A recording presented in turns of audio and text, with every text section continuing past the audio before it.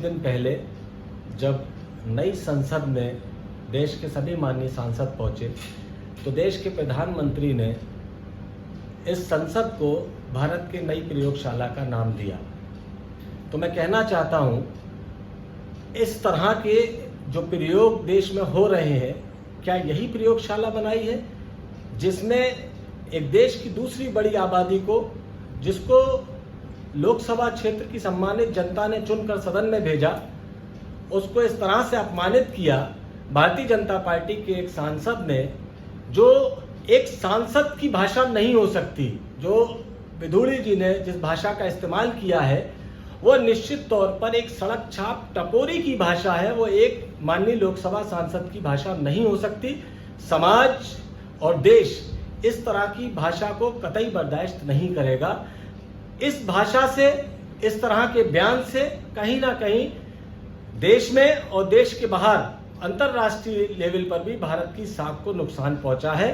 और नैतिकता के आधार पर जो लोकसभा के संयोजक होते हैं सभी सांसदों के, जो लोकसभा अध्यक्ष हैं माननीय ओम बिरला जी, जिन्होंने विगत दिनों समाजवादी पार्टी के एक नेता थे आजम खान साहब, उन्होंने कोई कटाक्ष किया था, उस कटाक्ष पर आजम खान साहब से सदन में माफी मंगवाई थी।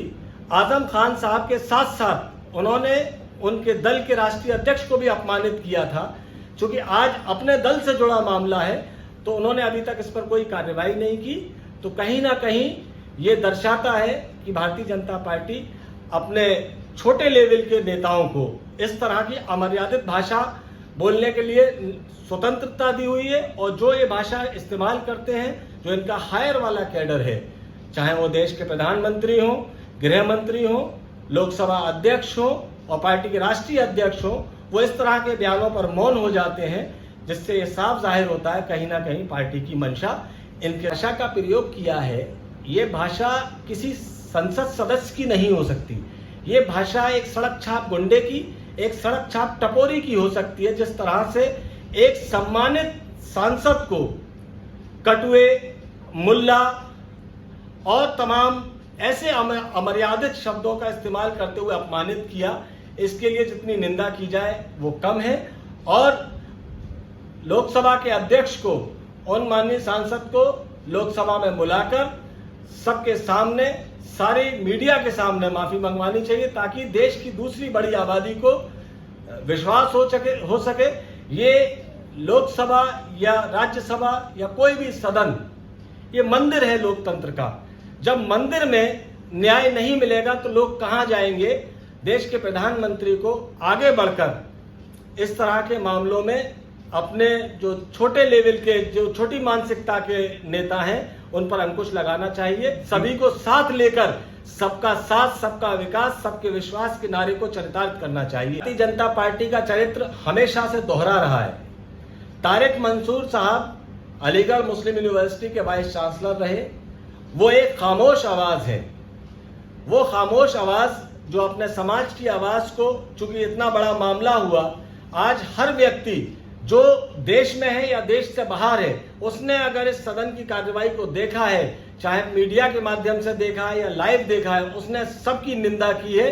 तारिक मंसूर साहब भारतीय जनता पार्टी में पसमानदा मुस्लिम समाज को जोड़ने के लिए आए हैं। शायद उन्होंने अब तक इसकी निंदा भी नहीं की होगी। और मैं आपके चैनल के माध्यम से कहना चाहता हूं, कोई भी समाज, चाहे वो पसमानदा मुस्लिम समाज हो या अपर कास्ट मुस्लिम समाज हो, इस अपमान के साथ किसी दल से नहीं जुड़ सकता।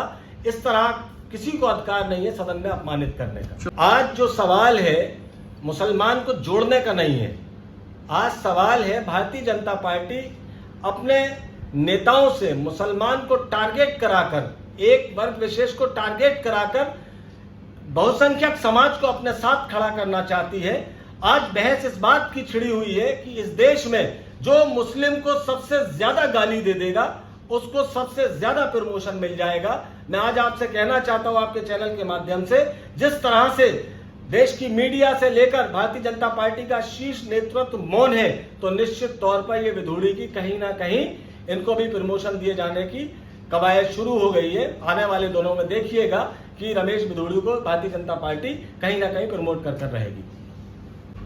देखिए, जिस तरह से आदरणीय बहन कुमारी मायावती जी ने इसका संज्ञान लिया है और संज्ञान लेने के बाद इस पर कार्रवाई की मांग की है, तो भरोसा है कि आदरणीय बहन जी बहुजन समाज पार्टी के सांसद जिनको सदन में अपमानित किया गया है उनको न्याय दिलाकर रहेंगी। बहन जी हमेशा शोषित, पीड़ित, वंचित सभी की मदद में सबसे आगे रही हैं, चूँकि आज तो दल